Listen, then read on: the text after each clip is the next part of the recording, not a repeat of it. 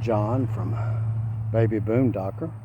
I've had surgery a month ago and I planted peas and Mississippi ladyfingers and a couple crowders mixed in with them. I planted 2 rows real close together, and where I am, they have a terrible problem with deer population because next door they cleared out acreages of land, and there's a gully behind me, and there's bobcat. I've seen as many as 12 deer standing right here where this tiny garden is. But I planted 1 row of peas, actually 2 rows, but they was right next to each other. I sparsely seeded them, and then I had on this side little tomato baskets that had them spaced apart, and I had squash on them. The squash are gone.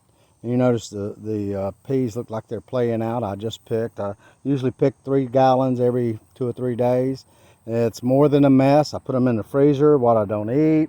But I had game trails that came in here. Besides putting the tomato baskets, and they're climbing up on these tomato baskets, I'm also over here where the game trails come in.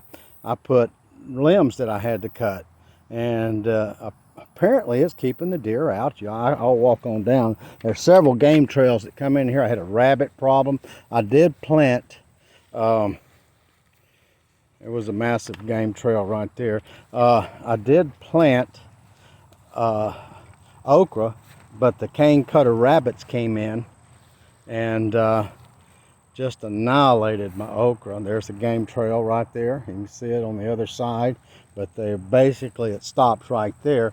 And here's a bigger game trail right here. And those limbs have really done their job. So, you know, these peas I just picked. In a couple days I'll have to pick again. And they're really good and hearty. Oh, what's that? Look at this. It's a piece shell standing there. See, this one's ready to go too. It's got a yellow tip on it. They're real small, but they're really easy to shell. A lot of people, they're hard to shell, and they like zipper creams or pink-eyed purple hull, which I'm really not big fans of those, primarily because of the taste and the texture. So, you know, if you have a deer problem and you're trying to cut down on the population, oh, here's a big one I left. This is one of the crowders. But I'm having a problem. According to the doctors, this is my second ablation I had done on my back, and I should never be able to bend, twist, or lift. So letting these peas grow up. Next year, I'll probably put more limbs, just do this whole area in peas and tomato baskets. And see, the deer are afraid of being trapped or caught in a trap. And so like that trap right there, they don't want to go in there. They're afraid. So it was a good thing. Let me show you a little bit more about this property. We have a lot of kudzu. And of course, deer, that's a good food for any stock. We have lots of wildlife here behind our property, but that's the kudzu crop right there, and it's because of erosion you can't see, but down that hill is a gully, and this is our water pit that runs into the gully.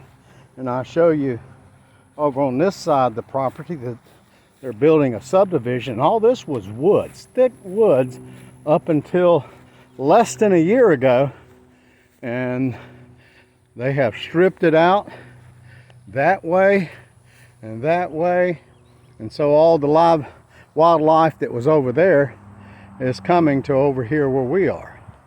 So it's a battle, but you've got to do something. The deer have to eat, I recognize that, but once I get what I want, I might move those sticks, or I might not want them to keep coming in here. I noticed that I've had a land gopher that's digging in the garden. I don't mind that. I don't mind rabbits hopping through and eating a little bit.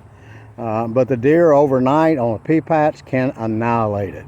So if you put up tomato baskets and then cover the game trails, I think you might have a way to win. You guys have a wonderful day. And remember, I love you, God loves you, and you can't do anything about it.